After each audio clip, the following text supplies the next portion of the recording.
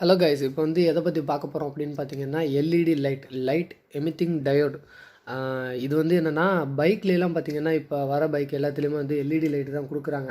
So அதில் வந்து என்ன எப்படி இருக்குது உள்ள அப்படின்னு சொல்லிட்டு ஒவ்வொரு பைக்கில் டிஃப்ரென்ஸாக இருக்கும். இப்போ என் கையில் உள்ளது பார்த்திங்கன்னா இங்கே பாருங்கள், இது இந்த பொசிஷன் என்னன்னு தெரியுதா உங்களுக்கு?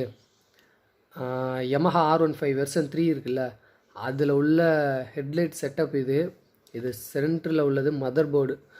இது வந்து உங்களுக்கு லோ பீம், இது ஹை பீம், இது வந்து டிஆர்எல் கீ போட்டோன்னே எரியும்ல அந்த லைட். இதை நான் இன்னும் கொஞ்சம் க்ளோஸ்அப்பில் காமிக்கிறேன், பாருங்கள் தெரியுதா உங்களுக்கு? இது வந்து அதோட போர்டு. ஆக்சுவலி இது வந்து அந்த நான் சொன்னல இங்கே கார்டில் ஒரு வீடியோ தரேன், அந்த வண்டியில் உள்ள போர்டு. இது ஆக்சிடெண்ட் ஆனதில் வந்து தண்ணி பூந்து ஷார்ட் ஆகிடுச்சு.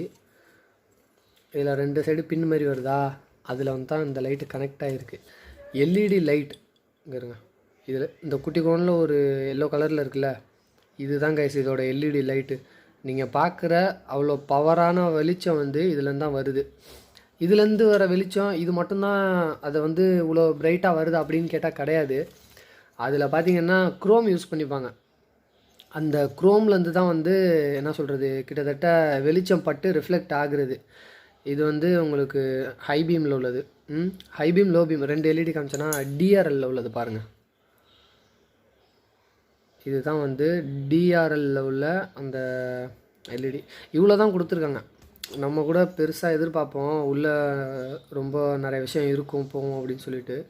வெறும் ஜஸ்ட் இப்படி ஒரு அலுமினியம் பிளேட். அது அலுமினியத்தில் ஏன் கொடுக்குறாங்கன்னா அந்த ஹீட்டு கொஞ்சம் நல்லா ரிடியூஸ் ஆகும் இதில், அதுக்காண்டி கொடுக்குறாங்க. இது பார்த்துங்க, இந்த இடத்துல இருக்குது, இந்த மஞ்சள் கலரில் இருக்குல்ல, இதுதான் எல்இடி லைட்டு. இதுலேருந்து வர ரெஃப்ளெக்ஷன் தான் வந்து நம்மளுக்கு ரோட்டில் தெரியுது.